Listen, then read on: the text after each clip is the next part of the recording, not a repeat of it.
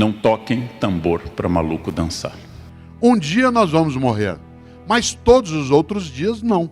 Porque o jogo não acaba aqui. Se o jogo acabasse aqui, era de se jogar do 8º andar. Mas o jogo não acaba aqui. E aí eu começo dando um primeiro conselho que não é filosófico, nem histórico. Eu dou um conselho absolutamente da minha avó, uma imigrante alemã que passou a vida inteira quase no Brasil. Não toquem tambor para maluco dançar. Não toquem tambor para maluco dançar. Quando alguém começar a berrar, a adjetivar com os olhos impactados, vão se afastando lentamente, concordem, tenham reações bovinas, e saiam correndo, Não discutam com pessoas perturbadas. Não discutam com pessoas perturbadas. É perda de tempo, perda absoluta de tempo. Então, nesse quadro político instável de ódios, evitem o ódio, não cultivem o ódio. O ódio vem às pessoas, não compartilhem. Há um conselho que eu ouvi na Ásia de um budista que dizia: o ódio é um veneno que só funciona se você beber. Se você precisa aceitar o ódio do outro.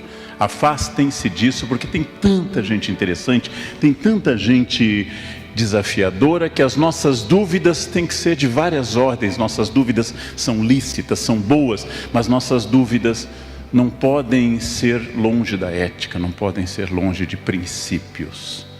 E como eu digo aos jovens professores que eu formo na Unicamp, um conselho que eu escrevi no livro Conversa com um Jovem Professor, é muito importante que em uma sala de aula exista ao menos um adulto. É bom que esse adulto seja o professor.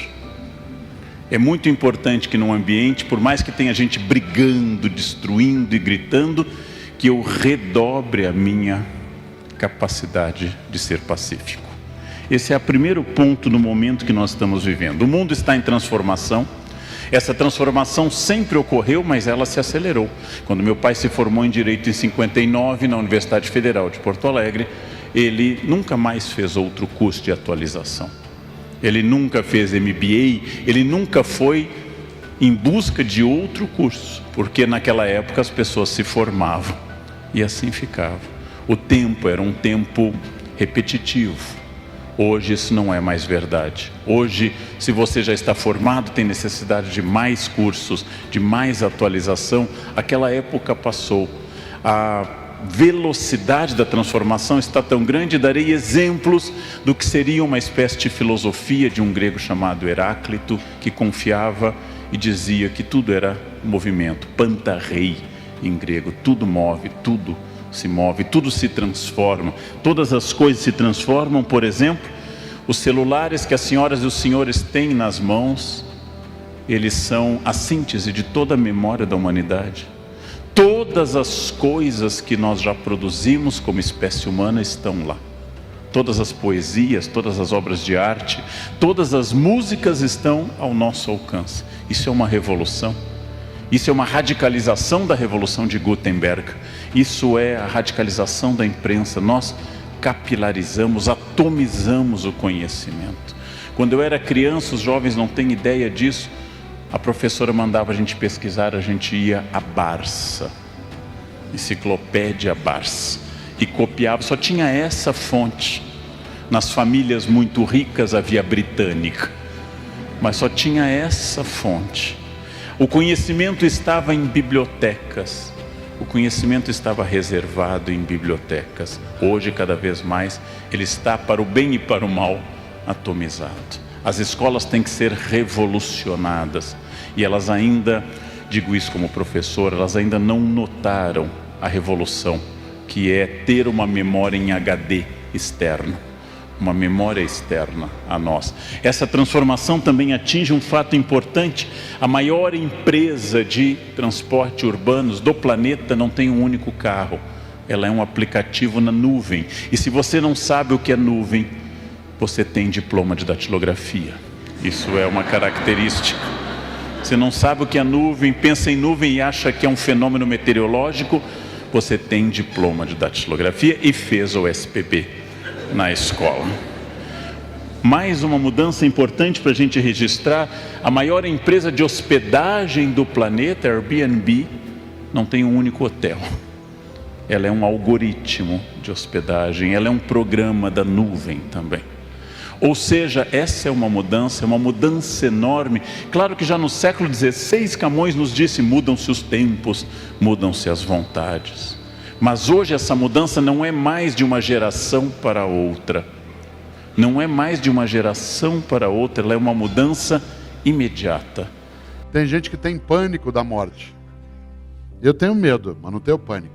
Tenho medo da morte, não no sentido de desespero. Tenho medo de minha morte ser algo que cesse a minha possibilidade de ter uma vida que não seja pequena, banal, fútil. Por isso eu preciso pensar nela, na vida, antes de ficar pensando na morte. Há pessoas que têm pânico em relação à morte. Eu tenho medo. Medo significa de onde eu vou? Não é essa a questão. Medo do que vai me acontecer? Não é essa. Nessa hora eu sou como Epicuro. Epicuro, filósofo, dizia: eu não tenho medo da minha morte, porque ela e eu nunca vamos nos encontrar. Enquanto eu existo, minha morte não existe. Quando a minha morte existe, eu não existo. Portanto, ela estranha a minha condição. O de Allen é mais direto. Ele diz: eu não tenho medo da morte, eu só não quero estar lá quando isso acontecer, né? Claro. Mas eu queria lembrar algo. Nós esquecemos que nós não somos eternos, para não ter uma vida pequena, banal e fútil. E eu gosto de contar uma história, né, no escritório, que é um quadrinho do Peanuts, que é uma única representação, uma só, que tem a frase mais inteligente que eu já vi sobre isso que nós estamos falando. Tem uma cena do Charlie Brown e do Snoopy que eu acho maravilhoso, porque o Charlie Brown, ele é a encarnação da boa intenção incompetente. Ele é a encarnação da ideia de que a coisa mais perigosa que existe no mundo é incompetente com iniciativa, né? O incompetente com iniciativa é um perigo num centro cirúrgico, num fogão, na direção de uma cidade, numa nação. É um risco imenso. Vocês imaginarem, o Charlie Brown, ele é a intenção, ele quer fazer, mas as coisas não acontecem, ele é explorado pelos outros. E o Snoopy é um Beagle, que é a alegria encarnada, aquelas orelhas que balançam. É uma coisa magnífica. E tem um quadrinho dos dois, e é isso que eu queria amarrar nesse ponto, em que o Charlie Brown e o Snoopy estão sentados na beira de um rio, com as pernas para dentro da proximidade da água, sem colocá-la na água. E uma hora o Charlie Brown, é um quadrinho só, o Charlie Brown, com aquela capacidade imensa de ser tragicômico, de ser desanimado às vezes, ele diz assim: Snoopy, um dia nós vamos morrer. E o Snoopy responde: mas todos os outros dias não. Olha que coisa inteligente. Um dia nós vamos morrer, mas todos os outros dias não. Nesses dias que nós não vamos morrer, que a nossa vida não seja descartável, fútil, egoísta, tola, intolerante, odiosa, e que a gente seja capaz, na empresa, na família, nas religiões, na mídia, de pensar na nossa obra, para que a gente tenha noção de que a mortalidade, ela é um fato, mas a vida não tem como sua condução obrigatória ser desperdiçada. Um dia nós vamos morrer, mas todos os outros dias não. Talvez por isso a vida que vale a pena seja essa. Uma felicidade assim, um instante de vida que você gostaria que durasse um pouco mais. Um instante de vida que você gostaria que não acabasse logo. Um instante de vida que você gostaria de repetir. Professor, o que um instante de vida tem que ter para ser feliz? Isso que eu estou te dizendo. E quem é que fala isso? Eu. Dessa vez não é nem Platão, nem Aristóteles, nem Nietzsche, nem Rousseau, sou eu. E o senhor quem é? Clóvis, muito prazer. É que eu não morri ainda, não virei clássico. Mas ainda assim, eu tenho o meu palpite para te dar. Se você quer saber se aquele instante está valendo a pena, pergunte se você pergunte-se se você gostaria que ele durasse um pouco mais. A vida é boa quando você torce para ela não acabar.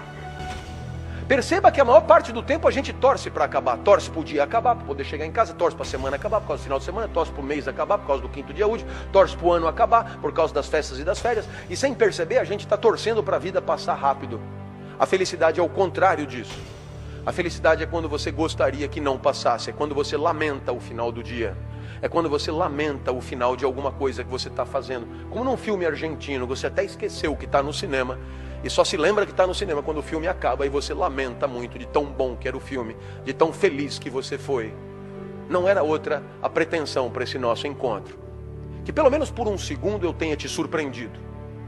Que pelo menos por um segundo, 10 minutos tenham passado e você não tenha se dado conta.